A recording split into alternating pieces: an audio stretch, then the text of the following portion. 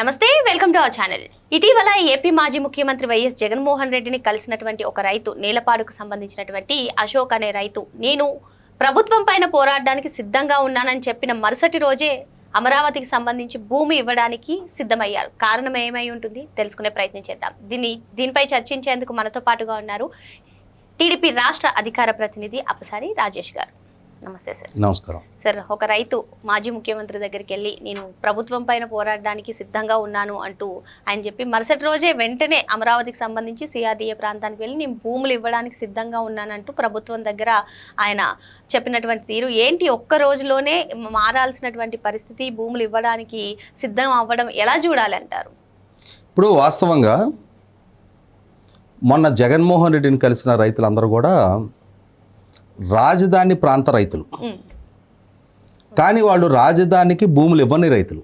రాష్ట్ర ప్రభుత్వం గడిచిన 11-12 సంవత్సరాలుగా అమరావతిలో నగర నిర్మాణం చేయాలి, అమరావతి పేరిట నగర నిర్మాణం చేయాలి అని చెప్పని 29 గ్రామాలను ఐడెంటిఫై చేసి మాస్టర్ ప్లాన్ రూపొందించి ప్రజల నుంచి భూ సమీకరణలో భూములు తీసుకొని ఆ మాస్టర్ ప్లాన్ ఎగ్జిక్యూట్ చేస్తున్న క్రమంలో గడిచిన దశాబ్ద కాలం పైగా ప్రభుత్వానికి సహకరించని రైతులు కొందరున్నారు.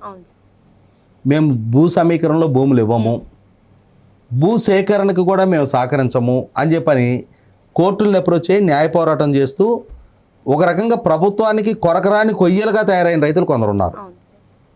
వాళ్ళందరినీ లీగల్గా వాళ్ళ పిటిషన్లు డిస్పోజ్ చేయించుకొని ప్రభుత్వం ఇవాళ భూ సేకరణకు సిద్ధపడేటప్పటికి ఆల్మోస్ట్ దశాబ్ద కాలం పట్టింది. ఇప్పుడు ప్రభుత్వం రీసెంట్గా ల్యాండ్ అక్విజిషన్ నోటీసులు కూడా ఇవ్వడం జరిగింది.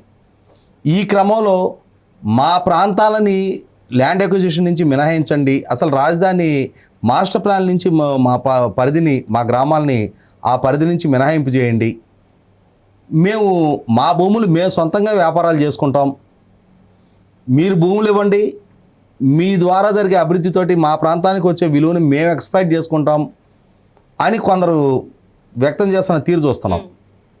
అతను ఏమంటా అంటే, ఒక రైతు గడిచిన 12 సంవత్సరాలుగా నేను నా భూమిలో నిర్మాణం చేసుకుందామని చెప్పని సిఆర్డీఏని అప్లికేషన్ పెట్టుకుంటే ఇవ్వట్లేదు పర్మిషన్ అని చెప్తున్నాడు. ఈ గడిచిన 12 ఏళ్ళలో 5 ఏళ్ళు జగన్మోహన్ రెడ్డి పాలనా హయాం ఉంది. మరి జగన్మోహన్ రెడ్డి పాలనా హయాంలో నువ్వెందుకు నీ భూమిలో విల్లాల నిర్మాణం చేసుకోవాలని ప్రయత్నం చేయలా? ఎందుకంటే జగన్మోహన్ రెడ్డి రాజధాని పనులను స్తంభింపజేశాడు కాబట్టి, నీ విల్లాలు కొనే దిక్కు ఎవడు ఉండరు కాబట్టి ఆ రోజు నీ భూమిలో నిర్మాణం చేయాలని నువ్వు ప్రయత్నం చేయలా.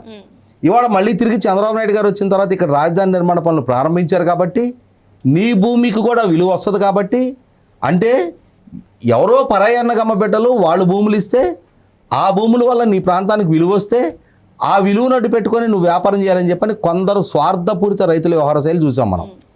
అదే సందర్భంలో అక్కడ ప్రసంగించిన కాపా అశోక్ గారు అని చెప్పని నేలపాడుకు సంబంధించిన రైతు, ఆయన మాట తీరు నేను విన్నా. ఆయనకి సబ్జెక్టు పట్ల బాగా అవగాహన ఉన్న చదువుకున్న వ్యక్తిగానే కనిపిస్తూ ఉన్నారు. అదే సందర్భంలో ఆయన 20 ఎకరాల రైతు, అంటే స్థితిమంతుడైన రైతు. అటువంటి రైతు ఆయన జగన్మోహన్ రెడ్డితో మాట్లాడుతూనే ఏమన్నారు, మా గ్రామంలో నేను ఒక్కడే వైసీపీ అండి, మా ఒక్క కుటుంబమే వైసీపీ, నేను ప్రభుత్వానికి భూమి సమీకరణలో కానీ సేకరణలో కానీ ఇవ్వకుండా నేను న్యాయ పోరాటం చేస్తున్నా, నాకు ఇప్పటికీ ఇవ్వటం ఇష్టం లేదని చెప్పారు. అంటే ఇక్కడ ఏమర్థమవుతుంది, 2019 ఎన్నికల్లో ఆ 2 నియోజకవర్గాలు వైసీపీ నెగ్గింది. ఇప్పుడు అశోక్ గారు చెప్తున్నట్టుగా ఆ గ్రామ పరిధిలో కూడా వైసీపీకి చాలా ఓట్లు పడితేనే ఆ నియోజకవర్గాలు వైసీపీ నెగ్గగలిగింది. మరి 2019లో చాలామంది వైసీపీకి ఓట్లేసిన ఓటర్లు 2024కి ఎందుకు ఓట్లు లేకుండా పోయారు? ఎందుకని అశోక్ గారి కుటుంబం ఒక్కళ్ళే ఆ గ్రామం మొత్తం మీద ఓటు అంటే వైసీపీ ఓటర్గా మిగిలిపోయారు? అంటే ఒకనాడు వైసీపీ అభిమానులుగా జగన్మోహన్ రెడ్డి పట్ల ఏదో తెలియని ఎలివేషను వాళ్ళ సోషల్ మీడియాలో జరుగుతున్న ప్రచార నేపథ్యంలో, ఆయనకి ఇస్తున్న ఎలివేషన్ నేపథ్యంలో భ్రమపడి ఓట్లేసిన ఓటర్లు కూడా 5 ఏళ్ళు పాలకుడిగా ఆయన చూసిన తర్వాత 2024 ఎన్నికల నాటికి రిలీజ్ అయ్యి ఈ జగన్మోహన్ రెడ్డి వెనక నడవటం అని అంటే కుక్కదోక పట్టుకొని గోదావరి ఈదినట్టే. కాబట్టి ఇతనిని మనం అనుసరించడం అనవసరం, ఇతన్ని ఓడించితే కానీ మన ప్రాంతానికి విముక్తి దక్కదు అని చెప్పని మిగిలిన గ్రామస్తులందరూ రిలీజ్ అయ్యారు. కాకుంటే అశోక్ గారికి రిలీజ్ కావడానికి కొంచెం టైం పట్టింది. ఎంతవరకు పట్టింది? సహజంగా మనకు ఒక మాట చెప్తారు, దూరపు కొండలు నునుపు అంటారు. ఆ కొండ దగ్గరికి వెళ్తే కానీ మిగిలిన కొండల్లో కానీ అక్కడ కూడా ఎత్తుపల్లాలు, గుంటలు, రాళ్ళు, చెట్లు అన్నీ కనిపిస్తాయి. అలా కాకుండా దూరం నుంచి చూస్తే నున్నగానే కనిపిస్తుంది. అలాగే ఈ జగన్మోహన్ రెడ్డి వ్యక్తిత్వం గురించి అవగాహన లేని సందర్భంలో ఒకసారి జగన్మోహన్ రెడ్డితో వ్యక్తిగతంగా ఇంటరాక్ట్ అవ్వని సందర్భం వరకు అశోక్ గారు నేను ఒక్కడే మా ఊర్లో వైసీపీ కార్యకర్తలని చెప్పని చెప్పుకున్నాడు. కానీ ఒకసారి వెళ్ళి జగన్మోహన్ రెడ్డిని కలిసిన తర్వాత, అతనితో చర్చించిన తర్వాత, అతనికి రాష్ట్రం పట్ల ఉన్న అవగాహన, ప్రాంతాల పట్ల ఉన్న అవగాహన, రాజధాని పట్ల ఉన్న అవగాహన ఇవన్నీ తెలిసిన తర్వాత ఇటువంటి వ్యక్తిని మనం నమ్ముకొని ఇతని ఆదేశాలు మనం పాటిస్తా ఇవాళ ఇంత బ్రహ్మాండంగా నిర్మాణం జరుగుతున్న రాజధానిలో మనం భాగస్వాములు కాకుండా పోతున్నది. ఇటువంటి నాయకుడిని నమ్మితే అవగాహన రాహిత్యంతో పట్టి అసంబద్ధంగా గతంలో 3 రాజధానుల ప్రతిపాదనతో మన ప్రాంతాన్ని అన్యాయం చేశాడు, మన రైతాంగాన్ని అన్యాయం చేశాడు.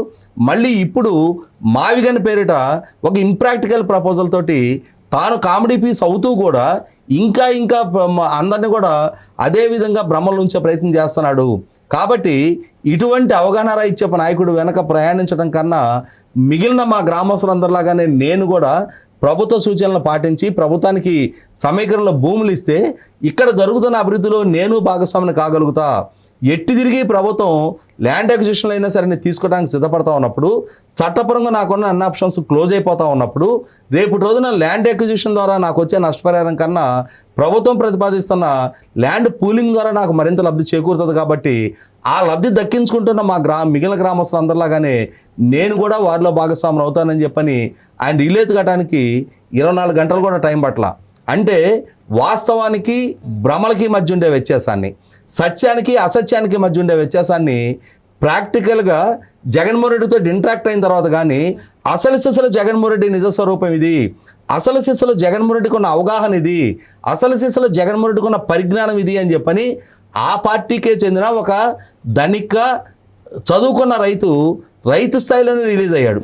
కాబట్టి వాళ్ళ మనకందరికీ తెలుసు ఏ ప్రజలైతే 2019 ఎన్నికల్లో 150 స్థానాలు జగన్మోహన్ రెడ్డికి ఇచ్చారో అదే ప్రజలు 2024 దగ్గరికి వచ్చేప్పటికి 164 స్థానాలకు పరిమితం చేసినాడే ఈ అశోక్ గారు కూడా రిలీజ్ కావాల్సింది. కనీసం బెటర్ లేట్ దాన్ నెవర్ అని చెప్పని ఇప్పటికైనా సరే ఆయన రిలీజ్ అయినందుకు ప్రభుత్వం నిర్మాణం చేస్తున్న రాష్ట్ర ప్రజల ఆకాంక్షలకి దర్పణంగా నిలిచే అమరావతి నగర నిర్మాణంలో తాను కూడా భాగస్వామిగా మారటానికి సమ్మతించి ముందుకొచ్చి సమీకరణలో భూములు ఇవ్వడానికి సంసిద్ధత వ్యక్తం చేసిన అశోక్ గారిని అభినందిస్తూ ఈ అశోక్ గారి బాటలోనే ఆ సమావేశంలో పాల్గొన్న మిగిలిన రైతులు కూడా రిలీజ్ అయి తీరుతారు.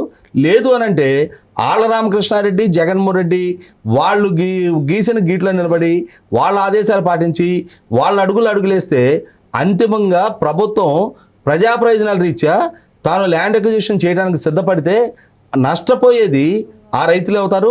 అది ఆ జ్ఞానం, ఆ ఆలోచన వాళ్ళకు కూడా ఉంది. కాబట్టి ఇవాళ అశోక్ గారు చూపించిన దారిలోనే a small key opens a big door అంటారు. కాబట్టి ఇవాళ అక్కడికి వెళ్ళిన సమూహంలో నుంచి ఇవాళ అశోక్ గారు ఏ దారి అయితే చూపారో అదే దారిలో మిగిలిన రైతులు కూడా నడుస్తారని చెప్పని అనుకుందాం. ఓకే సార్, మరో అంశంతో మళ్ళీ కలుద్దాం. Thank you sir.